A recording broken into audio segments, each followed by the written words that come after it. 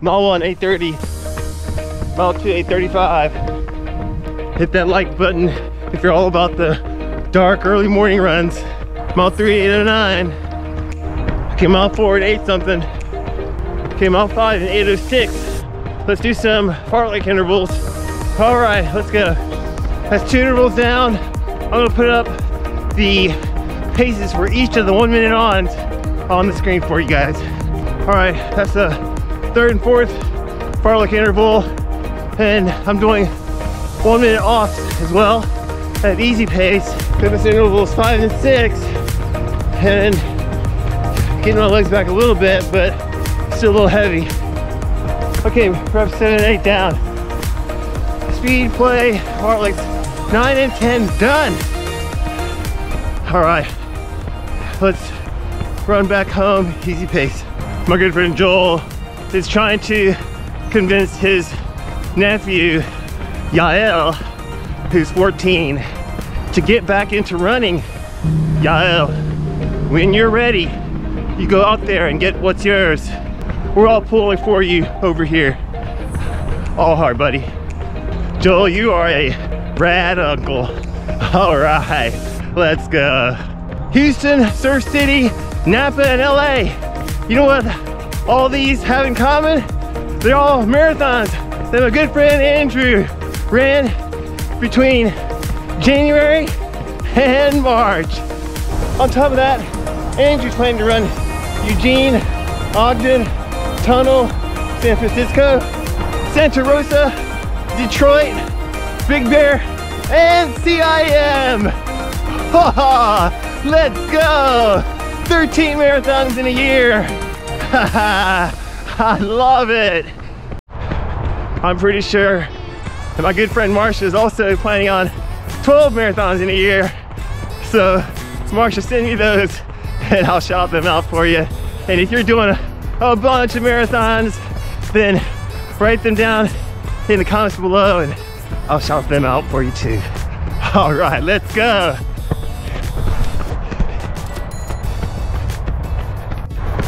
All right, that's mile 9 and 8 something. That's mile 10 and 8:36.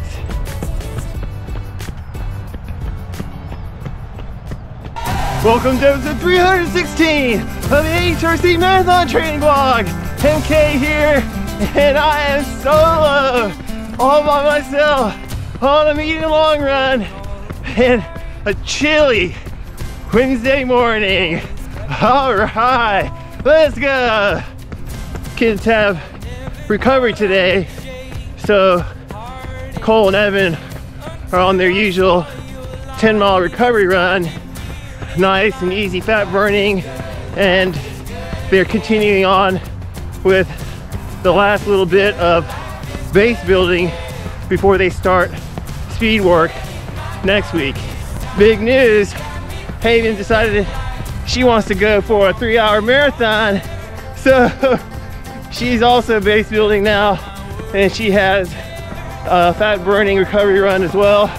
8 miles, really easy, nice easy jog. That's mile 11 and 8:51.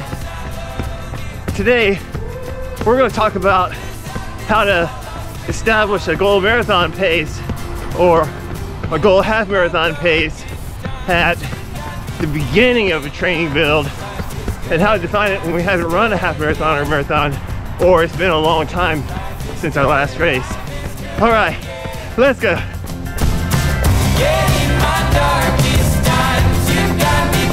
It's what's up.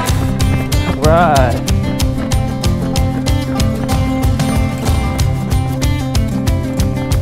Mile 12, 8:10. Okay, mile 13 down. All right, that was a good workout.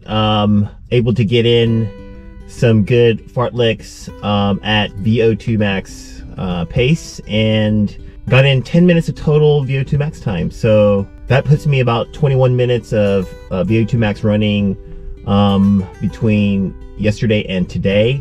My heart rate did not go up into VO2 max heart rate zone, but my legs had the opportunity to kind of move at that pace and allow myself to get accustomed to running at that speed.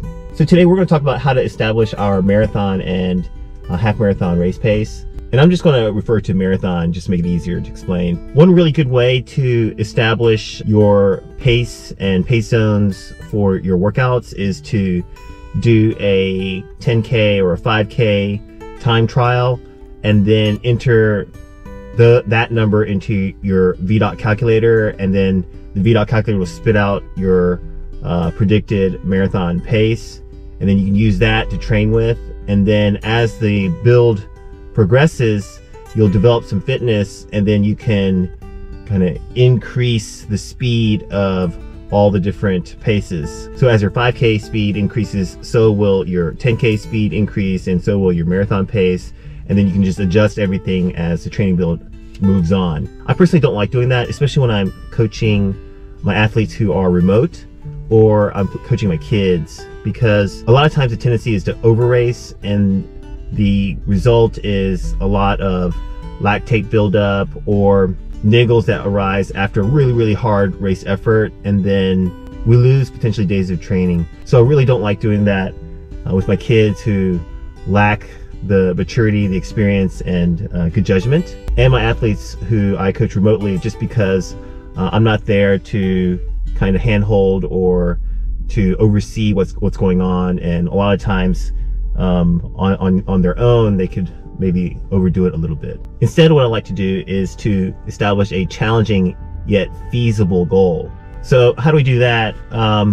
We take into consideration the past history, and then we set a goal, and then we test it out by trying that race pace for 2 miles. So for example, if Evan is a 3:10 marathoner and we're shooting for a 3-hour marathon, then I'll ask her to run marathon pace 650 per mile for 2 miles and see where her heart rate lands. And after 2 miles, if her heart rate is within the target marathon pace heart rate zone, then I'll establish that as her goal marathon pace. Now, just because she can maintain the 2 miles at marathon pace within the marathon pace heart rate zone does not mean that that is her current marathon pace. It's only 2 miles. Inevitably, if she continues to run after the 2 miles, then her heart rate will steadily drift up into threshold and beyond. So if I establish VDOT pace zones for Evan at 650 per mile for marathon race pace, and all the subsequent VDOT calculated pace zones for interval, threshold, and easy, they all end up being harder than what she is accustomed to or able to do. So for easy pace, I have her at the beginning of the build do easy pace at the slow end of easy pace range. And as the build progresses and she develops fitness, I have her progress to the middle of easy pace range, then to the high end of easy pace range, and then finally to past easy pace range into steady. And for threshold, I have her begin her threshold work at lower threshold at half marathon pace instead of 10K race pace. And we do a progression of broken tempo runs until she's able to do 7 miles of an unbroken tempo run at half marathon pace. And then she graduates to 10K race pace. Then she'll do broken 10K runs until she can do it unbroken, continuous 10K at her race pace. And finally, intervals. So intervals are less of a problem, because by the time we start intervals at about 8 weeks to go till race day, she's developed all this fitness from all this easy running and all these threshold workouts, and she's able to hit those paces, because we also do a progression there, and we start at 800 to 1000 to 1200 to 1600 meters as far as interval lengths, and she's able to hit those at the VDOT calculated paces. And since we only go at 5K race pace for interval workouts, she has no problem hitting those. She actually can go faster than that. So in a marathon build, it's really the easy running and the threshold running that we have to consider doing a progression in order for her to meet the training objectives for each of those zones. For me, this is a much more controlled method of coaching Evan, Cole, Haven, and my other athletes that I coach remotely, because I don't have to worry too much about my runners overtraining or over racing. Even when we do a 10K time trial, I ask for my athletes to not run as fast as they can for the 10K, but to simply hit the pace that the VDOT calculator spits out for the 10K that's equivalent to their goal marathon pace. So there's a bunch of different ways to do it, and if you're doing it one way and you're successful, then definitely don't change it. If you're doing it right, then you don't want to mess with it.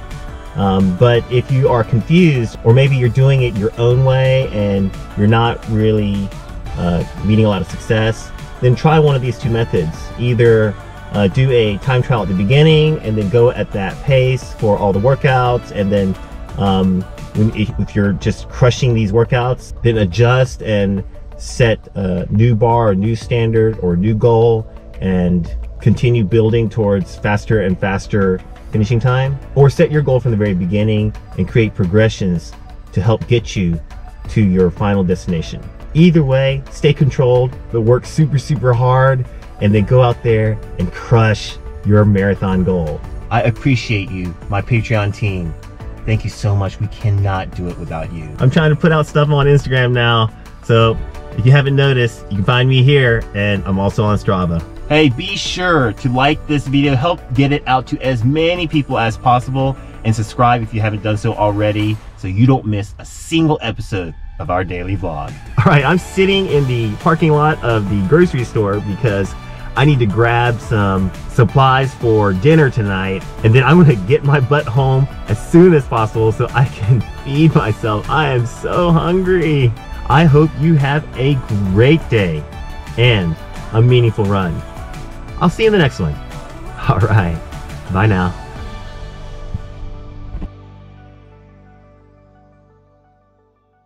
BQ in LA, impressive. Yeah, not bad for an old mountain kill. That's awesome. Congratulations, John. Yeah, congratulations. Thanks. Yeah, signed up Tuesday, had no plan, just went out and ran by feel. I thought I was going to cruise into a finish, but it turns out the course is like a quarter of a mile long. So I had to sprint at the end